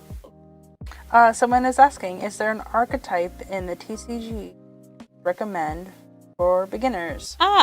Honestly, all of the starter decks are pretty evenly matched. If you want, it really depends on like how your playstyles. I would honestly recommend if you want to get into the Gundam TCG, just pick up any of the starter decks. I will say the wing one might be a little harder to interface with. Out of the archetypes that exist right now, the easier ones to interface with would probably be red-green, the Zeon, Neo Zeon. Those archetypes are very simple and easy to understand. It's literally just ping, burn, like do damage, play your little guys, and win. But those ones are very good. Blue-white blockers specifically are also pretty solid. Like you kind of can't go wrong with the Earth Federations. The Earth Federation and the Academy. They're pretty simple. They involve a lot of blockers. Blocking is just a really powerful effect in the game right now because unlike MTG and some other games, if you're being attacked, you can't just block with anything. The only way to block attacks is to have a unit that says blocker on it. It's like other Bondi games. Yeah, I like that. Other Bondi games are like that, but if because I think One Piece is like that. One Piece has cards that specifically have blocker. Yeah, Bondi likes doing that, but a lot of other TCGs, at least what most people's touch point is Magic, because you can block with anything. But Gundam is not like that. Have I built a PG unicorn? I have. That was actually the very first thing I've ever built on this stream. That should be uploaded to the... It is uploaded to the YouTube, including my restoration stream. There was one week in which I think I forgot to pack another kit. And so, but I had all of my tools and stuff with me, so I was like, you know what? That perfect grade unicorn was the first and currently only perfect grade I ever built. But I built it years ago, and I look at it now, and I'm like, I look at the build quality of it now, and I'm like, this is actually not very good. I've gotten a lot better since then. And so there was a stream where I took time and I just like sanded off a lot of the mold lines that I missed, a lot of the stress marks that I missed, because I just wasn't as good at preventing them or getting rid of them. I just wasn't as good at it then. And so I just went through and I just like maintenanced it. There's a couple pieces that needed to be glued. I just re-glued them, fixed some of the wiring, like stuff like little maintenance things like that. Or I just went through and I figure out what your next piece is. That would be fun to do another perfect grade. I would love to build another perfect grade. But yeah, I did. We did put the LED in. We did put all the LEDs. It's on display, I think, still. It is indeed. It's at the front. If you're local. If you're local to Connecticut, the front glass case with all the D&D minis in it. There's also a perfect grade unicorn in there. Just vibing. He's just vibing with all the D&D minis. Very funny. But he's got the LEDs in it. Every once in a while, when someone asks about it, I will literally, like, get the keys and show someone. Well, not a Gundam specifically. Oh, my first gunpla was the Alphamon Amplified. I borked it, so now so bad that he only has one arm. Oh, I'm not gonna lie, that's basically what happened to me with my Banshee Norn. My real grade Banshee Norn. Oh, I kind of absolutely, it was technically not that bad, but one of the joint fits on the arms was so tight that I just like basically snapped it in half. Oh gosh. And my solution was I literally just had to like glue it. I ended up kind of just gluing the arm in there, so now you can't move the arm. But at least he like has it.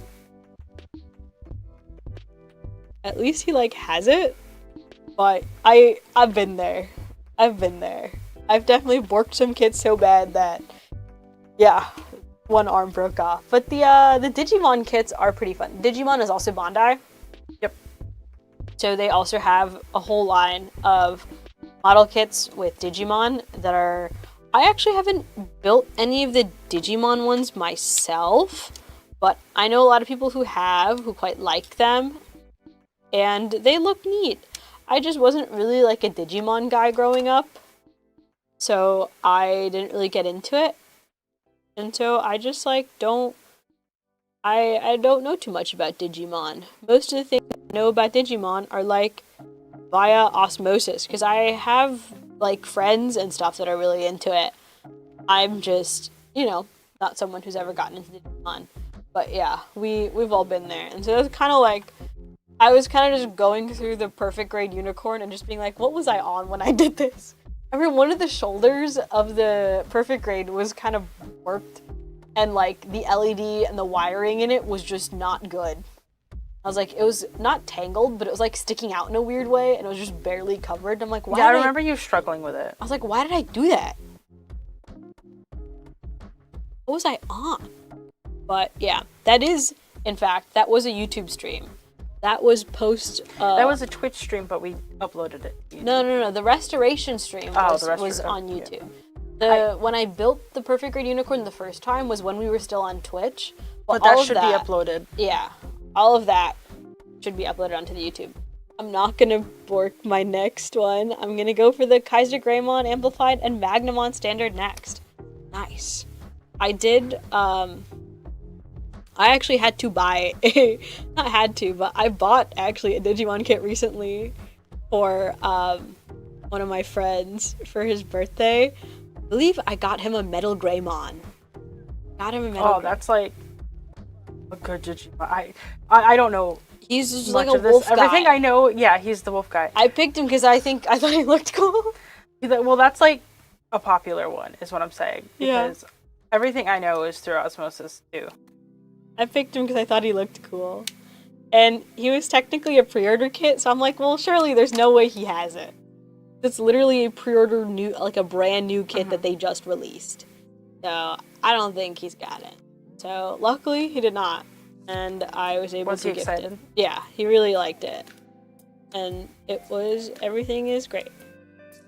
Because he's got a cool wolf guy now. Awoo. Awoo. What's your favorite Gundam build? Oh, favorite Gundam build? That's so different. I've had so many fun builds. Part of me wants to say perfect grade unicorn because it's the only perfect grade I've ever built, and it's like one of those like holy grail kits that I've like dreamed of. But I won't lie to you, I was like very new to Gundam. Not very new, but it was when I was newer to Gundam. And there were a lot of points at which it was a huge pain. But like emotionally, it was very significant to me. And also it was just like a very well-built kit. I just was newer to the hobby. But besides that, high grade Moon Gundam and real grade High New Gundam. I know High New Gundam is one that's very popular. That real grade High New is so good. That's such a good build. That's such a good like Gundam build, that real grade. And also high grade Moon Gundam was also very good. I really loved that high grade Moon Gundam. I also did really like some of the newer Witch from Mercury kits. The high grade Ilfrith was really, really good. That's like Ilfrith is one of those gunpla that is like, I think, as close as you can get to like an action figure. Ilfrith is just like such a solid build, and it was just like such a fun kit. Ilfrith is also quite good. But off the top of my head, those are probably some of my favorite builds. Because as much as I love Char, I will not lie to you, the Char Zaku builds are really not different from normal Zaku builds. It's because it's just red. Because it's really the only difference that he's red. Otherwise, he's functionally the same as a Zaku. So as much as I love Char, the builds for a lot of the Char Zakus are actually not that like crazy or interesting. Because it's just Char. It's just a Zaku. It's just Char, but he's in a Zaku. It's a Zaku, except it's red now. But I did really like the Hello. I did get the Hello Kitty Char Zaku. Oh my gosh. I did really love Hello Char. She was so fun. It's just such a fun little kit that I had a good time with. It wasn't complicated because it was an SD Gundam. Usually I don't really like SD Gundam. They're very simple. But Hello Char was just like the novelty of it all, and just like all the little like Hello Kitty references and everything in it. And Hello Char, it was so cute. My favorite mechas in general, I know I can talk at length about mechas. I have a lot of mechas that I like. I mean, obviously Gundam, but I'm also a big Evangelion fan. I'm also a huge actually wait. I'm not doxing anything, but my phone case is Evangelion. My phone case is Evangelion. I'm a big Eva fan. I've built the real grade Evangelion kits. Oh my god. Speaking of my favorite builds, I can't believe I forgot to mention that, because those real grade Evangelion kits are really, really good. I also had a lot of fun building those. I'm building PG Unicorn, but it gets frustrating and takes me weeks and still not finished. Yeah. Oh yeah, no, it took Salem. It took me like 2 months. I mean, I was building it on stream. Yeah. But it took me like a couple months to finish that kit. I think it was longer than 2. Like it was like a while. It was like a while because I was doing it week to week. But even like that kit that's part of why, that's like the only reason why I kind of hesitate to call it one of my favorite builds. Because looking back now, I can be like, oh yeah, that's one of my favorite builds. I love Perfect Grade Unicorn. But definitely in the moment, it was not one of my favorite builds. It did get frustrating at a lot of points, especially if you have the LEDs and stuff with it too. I completely understand. There are so many parts of it that are just like, what's happening? Especially with all the transformation mechanic stuff, because the entire kit is built so that you can either have it in unicorn mode, or you basically have to like slide. Everything has to like slide and lock together in a certain way so that it can be put into destroy mode, and it's such a pain sometimes, honestly. So I Yeah. It gets frustrating, but honestly, after I finished it, it is like one of my favorite things that I've ever built. It's so nice. I love Perfect Grade Unicorn. That thing is just such a cool kit. Like, truly, as frustrating, no matter how frustrating it gets, the end product is so worth it. End product is so worth it. I can 100% guarantee it. Is that once you finally get through it and you look at it, it's like, I actually have never had trouble with this in my entire life. This was the best thing I've ever done. I have the NX OG Gundam. He's a little goober and I love him. I love OG Gundam. I love Grandpa. There's like a couple of Master Grade RX-78 kits that are just like so fun. He's just a little guy. He's just Grandpa. I love Grandpa. Everyone calls OG Gundam Grandpa. It's so funny. He's Grandpa. He's like the gun. It's literally called Gundam. He is the Gundam. The RX-78. And it's just like, that's Grandpa. Even playing like the TCG and stuff, a lot of people still call him Grandpa. And the model kits and stuff like that, it's MG Grandpa. So fun. We love Grandpa. A lot of probably because it is literally like the flagship Gundam. A lot of the RX-78 kits are really well made. There's very few. Have they released a Char one? Like a red one? Because. Oh. They have. I actually have one. It's right now it's only a high grade, but I have a high grade red Gundam. I have a high grade red Gundam that I bought actually not too long ago. You know what? I might build it on stream. It's one that I bought personally at that I bought online. Like, I pre-ordered it because I really wanted it. And so I pre-ordered a red Gundam, but I have a high grade red Gundam. You should build that on stream. Yeah, because I haven't built it yet. I just have it. Because I actually got it not that long ago. So he's here. I have him. Well, not here, but like at my home.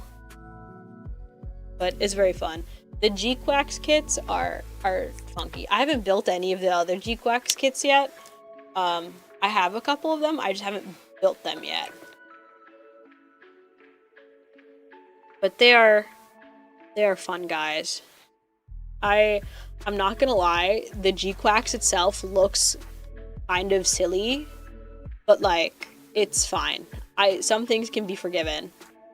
A lot of the G-Quax kind of mech designs look kind of silly. Like, you really do get, fun fact about G-Quax and why it is the way it is, and it's because it's produced by Studio Kara and Hideaki Anno, aka the creators of Evangelion.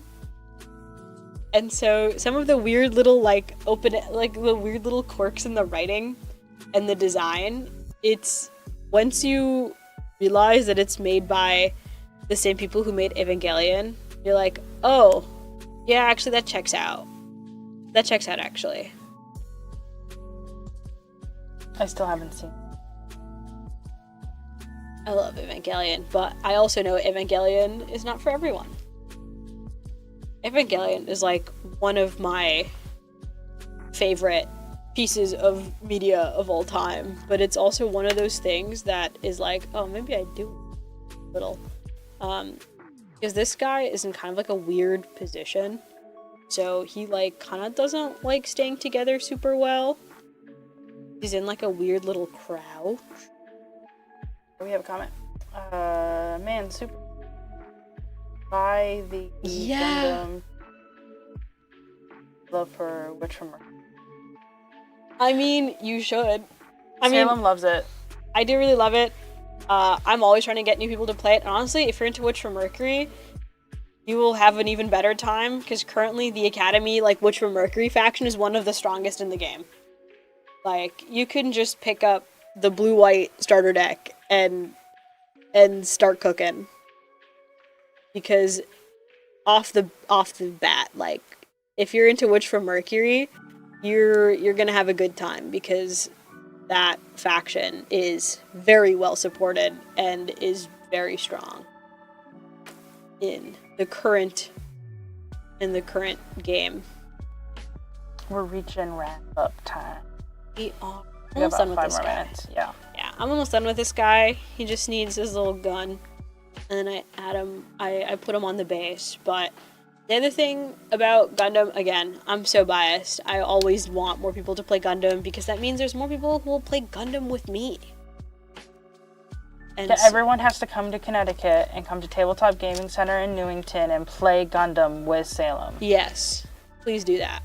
I always want more people to play Gundam with.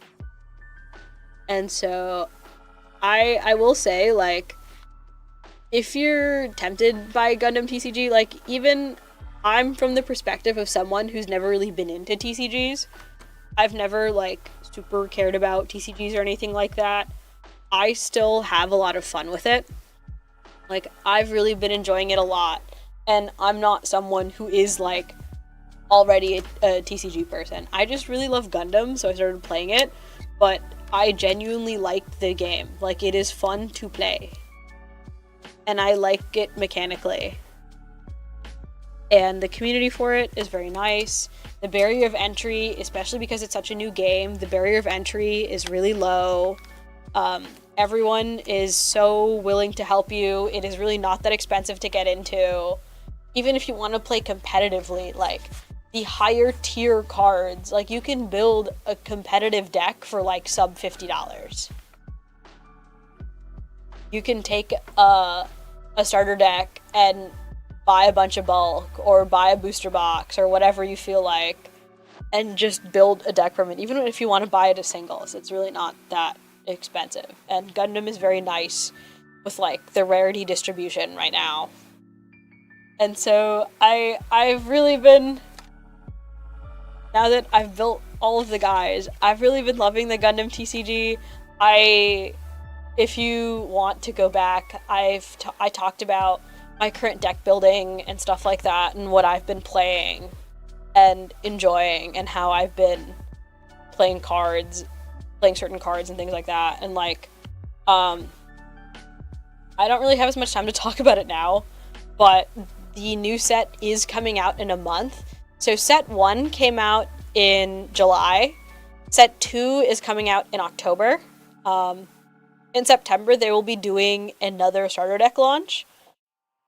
I don't think there will be starter deck launch events for it. I think there might be, actually.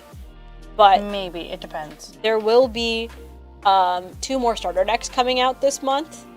That is introducing another color to the game, so that'll be the 5th color, and I think it will be the final color for now. That's in the game. And that will be purple with Iron-Blooded Orphans. So the 2 decks coming out are Iron-Blooded Orphans and G-Quacks. And I know people are very excited for them, because IBO is very popular. It's one that people have been, like, desperately wanting in the TCG, and now it will be. Yeah. So it'll be getting a starter deck, and also the cards will be in the set 2 launch. And already there's a bunch of really cool and interesting cards that they've been announcing for set 2 that are just, like, going to make the game a lot more fun and funky and interesting, and supporting a lot of archetypes that already have support and archetypes that need support. So yeah, and I think the Gundam TCG probably be something that's a big topic for Brunch and Build. Love it so much. Yeah. Probably going forward. So yeah, like, I've been playing in locals. I will be playing in tournaments and stuff in the coming months. Like, I'll definitely be talking about it, especially once the new decks come out and the set 2 comes out. Even in set 2, a bunch of the cards that have been teased are already... There's some really good Witch from Mercury cards that have been getting teased so far by Bandai. So it's very exciting. I like Witch from Mercury. I like the faction. Honestly, like, it's only going to get better. And I will continue to enjoy it and play it. And so next week, I will be back with regular Gunpla. Honestly, next week, because I wanted to start a new kit anyway, I might do Red Gundam. actually still hadn't decided what Gundam I want to start next week, but I will probably start with my high grade red Gundam from G-Clax. So I will be back with that next week. If you have enjoyed talking to today and Salem about or just Gundam in general, if going forward unless Salem's schedule changes, it's going to be on Fridays from now. It'll be 11 to 1 Eastern time. time. And subscribe and ring the bell so you can get notified when Salem goes live. Had fun today. It'd be great if you liked the stream. It helps us out. Yeah, please feel free to ask I love talking about anything related to Gundam. The model kits, the anime, the TCG, all of it. I just love Gundam. And if you ever have any questions or anything like that, please just ask me. I love talking about this stuff. I've already answered like 1 million questions from people getting into the TCG and the model kits and all that stuff. And I love all of it. So thank you and everyone who tuned in. I hope you all have a wonderful rest of your weekend. And I shall see you all next week. Bye.